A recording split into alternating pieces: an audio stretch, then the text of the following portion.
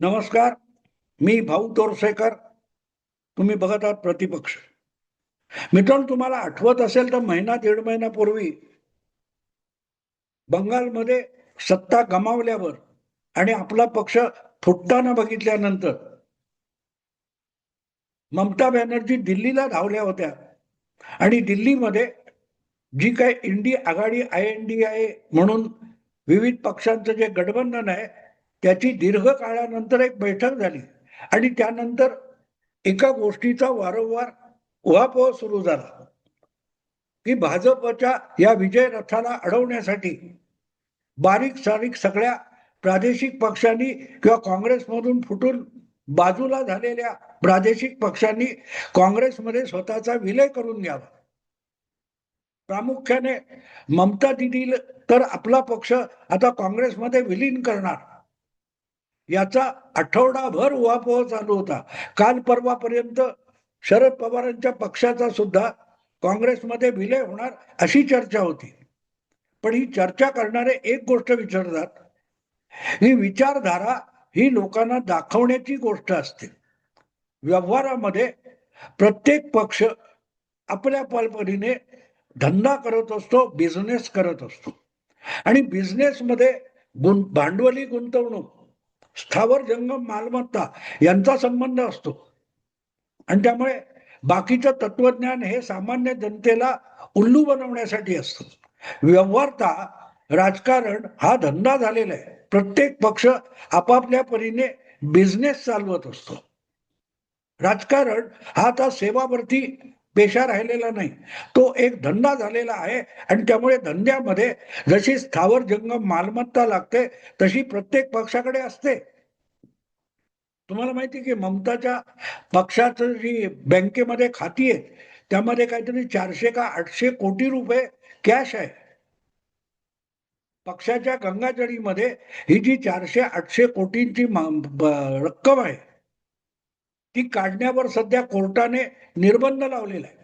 कोणीतरी ममता दीदींचा माजी पक्षाचा खजिनदार त्याने बँकेला आणि कोर्टाला कळवलं आणि त्यामुळे तृणमूल काँग्रेसची जी बँकेतली विविध खाती आहेत त्या खात्यांमध्ये जे काही पैसे आहेत ते मनचाहे पक्षाच्या कुठल्याही पदाधिकाऱ्याला काढता येणं अशक्य झालेलं आहे. मुद्दा इतकाच की पक्ष याचा अर्थ स्थावर जंगम मालमत्ता असते, प्रॉपर्टी मॅटर आहे. पार्टी मॅटर वेगळं आणि प्रॉपर्टी मॅटर वेगळं. पण जे नामवंत पक्ष असतात त्यांच्यामध्ये पार्टी मॅटर कमी आणि प्रॉपर्टी मॅटर जास्त असतं. मध्यंतरी तुम्हाला माहिती आहे की मुंबईमध्ये ज्यावेळेला एकनाथ शिंदेच्या गटाचे लोक काहीतरी मोर्चा काढून सेना भवनवर आले होते तेव्हा आता हे सेना भवन पण ताब्यात घेणार म्हणून टाहो फोडला गेला होता. पण शिंदेकडून खुलासा करण्यात आला, आम्हाला सेना भवनवर वगैरे ताबा नकोय, आम्हाला शिवसेना उभाटाची कुठलीही मालमत्ता नकोय. पण तसं बंगालच्या तृणमूलच्या बाबतीत झालं नाही. एक दिवस योग्य वेळ ठरवून ऋतुव्रत बॅनर्जी यांचा जो बंडखोर तृणमूल काँग्रेस गट होता ते ठराविक नेते एकत्र जमले आणि कोलकात्यामध्ये जिथे मुख्यालय आहे तृणमूल काँग्रेस तिथे जाऊन धडकले. तोपर्यंत ममता दिदीच्या गटात असलेल्या चंद्रिमा भट्टाचार्य म्हणून कोणतरी महिला आहेत ज्या बंगाल प्रदेश तृणमूल काँग्रेसच्या अध्यक्षा होत्या, त्या त्यावेळेला कार्यालयात हजर होत्या आणि त्यांनी एक प्रकारे आपल्या कार्यालयाचा ताबा हा ऋतुव्रत बॅनर्जी यांच्याकडे सोपवला आणि दुसऱ्या दिवशी त्यांनी सुद्धा ममता दिदीची साथ सोडली किंवा काही तासानंतर ममता दिदीची साथ सोडली आणि त्या सुद्धा ऋतुव्रत बॅनर्जी यांच्या गटात सहभागी झाल्या. सांगायचा हेतू हा की आता तिथे ममता दिदी किंवा त्यांच्या गटातल्या कोणालाही तृणमूल काँग्रेसच्या कार्यालयात जायला प्रतिबंध आहे. इथे तुमच्या लक्षात येतं की किती आमदार फुटले, किती नगरसेवक फुटले, किती खासदार तिकडून तिकडे गेले, या गोष्टी दुय्यम आहे. अशा प्रकारे पक्षांतर किंवा पक्षांचं एकमेकांमधलं विलिनीकरण हा पार्टी मॅटर किंवा विचारधारेचा विषय नाहीये. तो प्रॉपर्टी मॅटर आहे. मला एक गोष्ट 5-6 वर्षापूर्वी मी अनेक व्हिडिओतून तेव्हा सांगत होतो. तुम्हाला आठवत असेल, ज्यावेळेला उद्धव ठाकरे मुख्यमंत्री होते आणि पुढची 25 वर्ष उद्धव ठाकरेच मुख्यमंत्री राहतील, भाजपने सत्तेमध्ये यायचं स्वप्न सुद्धा बघू नये, अशी ग्वाही संजय राऊत देत होते. त्या कालखंडातली आणखीन एक गोष्ट आहे, संजय राऊत हे नेहमी आपल्या पक्षाची बाजू मांडण्यापेक्षा मित्र पक्षांची बाजू अधिक धडाडीने मांडतात. आणि म्हणूनच त्यावेळेला संजय राऊतांनी एक टुमणं लावलेलं होतं की युपीए म्हणजे मनमोहन सिंग ज्या गठबंधनाचे पंतप्रधान होते, ते जे गठबंधन होतं त्या गठबंधनाच्या रचनेमध्ये काही बदल केले पाहिजे. जो नेता लोकांना भेटू शकेल, इतर अनेक बाहेरच्या पक्षांना आपल्या गठबंधनामध्ये युपीए मध्ये आणू शकेल, असा नेता युपीएच्या मुख्यपदी किंवा अध्यक्षपदी नेमला पाहिजे, असं टुमणं संजय राऊत सातत्याने लावत होतं. तेव्हा खवळलेले काँग्रेसचे मुंबईतले एक मोठे नेते, माजी मंत्री नसीम खान यांनी खडे बोल संजय राऊतना सुनावले होते की अजून शिवसेनेला युपीए मध्ये घेतलेलं नाही, हे पहिलं लक्षात ठेवा. महाराष्ट्रात महाविकास आघाडी नावाचं एक प्रादेशिक गठबंधन तयार झालं, त्यामध्ये काँग्रेस सहभागी झालेली आहे. पण याचा अर्थ शिवसेनेला युपीए मध्ये घेतलेलं नाही.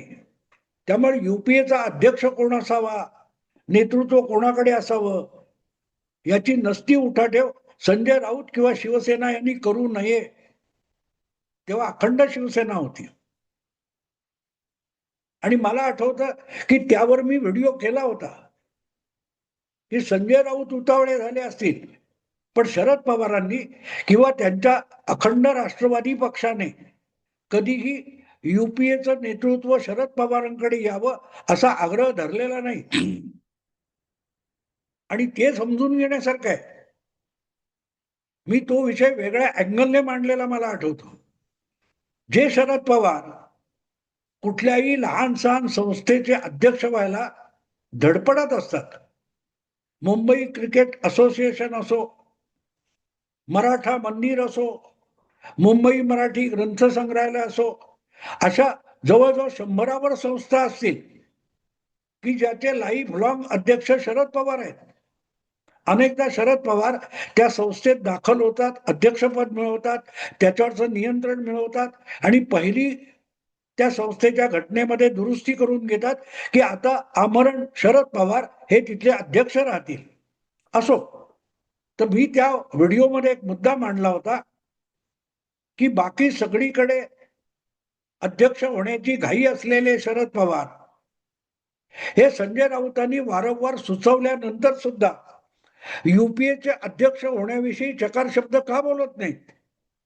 शरद पवारांच्या पक्षातला कोणी माणूस हा युपीएचं अध्यक्षपद आपल्या पक्षाच्या सर्वोच्च नेत्याला मिळावं म्हणून चकार शब्द का बोलत नाही, तर त्याचं कारण इतर कोणी कधी सांगितलं नाही, ते मी सांगितलं. त्याचं कारण सोपं होतं. युपीए नावाचं जे गठबंधन होतं त्याच्या बैठका कधी काँग्रेस पक्षाच्या कार्यालयामध्ये, कधी कुठल्या तरी नेत्याच्या घरी किंवा कुठच्या तरी पंचतारांकित हॉटेलमध्ये होत राहिले. कारण युपीए नावाच्या गठबंधनाला स्वतःचं कुठचंही कार्यालय नाही. थोडक्यात युपीए नावाचं जे गठबंधन आहे त्याची स्वतःची कुठलीही स्थावर जंगम मालमत्ता नाही. युपीए नावाच्या गठबंधनाचं कुठल्याही बँकेमध्ये अकाउंट नाही. युपीए नावाच्या गठबंधनाकडे स्वतःच असं काहीही संपत्ती नाही. मग अशा संस्थेचा ओसाड गावचा अध्यक्ष व्हायला शरद पवार कशाला पुढे जातील. तेव्हा सांगायचा मुद्दा असा मित्रांनो की राजकारण हा आता बिझनेस झालेला आहे. त्यामुळे प्रत्येक पक्षाकडे अक्षरशः करोडो करोडो रुपयाची मालमत्ता आहे. बँकांमध्ये खाती आहेत ज्याच्यामध्ये करोडो रुपयाची गंगाजळी आहे. तुम्ही विचार करा, तुलनेने तृणमूल काँग्रेस हा बंगालपूरचा पक्ष आहे, पण त्या पक्षाच्या खात्यामध्ये 400 किंवा 800 कोटी रुपये असल्याच्या बातम्या येतात, तेव्हा विचार करा ही उरलेल्या अशा लहान मोठ्या पक्षांकडे किती प्रॉपर्टी असेल. अगत्याने बातम्यांमध्ये आपल्याला भाजपच्या खात्यामध्ये इतकं आहे, भाजपला इतके कोटी रुपये डोनेशन मिळालं, देशामध्ये सर्वाधिक डोनेशन मिळणारा पक्ष कुठचा असेल तर भाजप आहे हे सांगितलं जातं. पण काँग्रेसच्या खात्यामध्ये डोनेशन किती मिळालं नाही हे सांगणारे जे आहेत ते त्या काँग्रेसच्या खात्यामध्ये डोनेशन म्हणून जमा झालेल्या पैशाची विल्हेवाट सोनिया गांधी आणि राहुल गांधी कशी लावतात याच्यावर चर्चा करतात का? मीडियामध्ये कोणीही चर्चा करत नाही. बिचारे सुब्रमण्यम स्वामी त्यावर ठणाणा करतात गेली 12-15 वर्ष की काँग्रेसच्या नावावर जी टॅक्स फ्री डोनेशन जमा झाली त्याचा विनियोग सोनिया गांधी आणि राहुल गांधी या माय लेकरांनी कसा केला, केस पडू नये कोर्टामध्ये, त्याची तारीख पण लागत नाही. त्या सांगायचा मुद्दा असा. आणखीन एक जाता जाता सांगितलं पाहिजे, पक्षाची मालमत्ता म्हणजे किती असते. काँग्रेस पक्षाला आज स्वबळावर तमिळनाडू सारख्या राज्यामध्ये एक आमदार निवडून आणणं सुद्धा मुश्किल आहे. पण त्या तमिळनाडू राज्यामध्ये काँग्रेस पक्षाची मालमत्ता किती आहे ऐकलं तर तुम्हाला हार्ट अटॅक येऊ शकतो. साधारण 35-40 हजार कोटी रुपयांची मालमत्ता काँग्रेस पक्षाची तमिळनाडूमध्ये. द्रमुक हा 67 साली निवडणूक जिंकून त्यांचा मुख्यमंत्री अण्णादुराई हे मुख्यमंत्री होण्यापूर्वी काँग्रेसचं राज्य होतं तमिळनाडूमध्ये. आणि त्या तमिळनाडूचे मुख्यमंत्री असताना के कामराज या काँग्रेस नेत्याने मद्रास म्हणजे आजची चेन्नई या महानगराच्या जवळ उपनगरामध्ये काहीतरी 50-60-70 एकरचा मोठा भूखंड पक्षासाठी घेऊन ठेवला होता. आज इतक्या वर्षानंतर 60-70 वर्षानंतर तो शहराबाहेरचा भूखंड आता चेन्नई शहरामध्ये सहभागी झालाय आणि त्याची काही हजार कोटी रुपये किंमत आहे. ही फक्त एका भूखंडाची गोष्ट आहे. तमिळनाडूवर पूर्वापार सत्तेमुळे ज्या मालमत्ता काँग्रेस पक्षाच्या नावाने एकत्रित झाल्या, जमा झाल्या, त्याची किंमत हजारो कोटी रुपये. आणि त्यामुळे तमिळनाडूच्या काँग्रेसने ज्याचा 1-2 आमदार नसतील त्याने कुठल्या तरी पक्षात विलय करायचा असेल तर त्याच्याबरोबर ही सगळी मालमत्ता ज्या पक्षात विलय होणार त्या पक्षात जाऊ शकते. ममता बॅनर्जी आपला तृणमूल काँग्रेस पक्ष जो 15 वर्ष बंगालच्या सत्तेत होता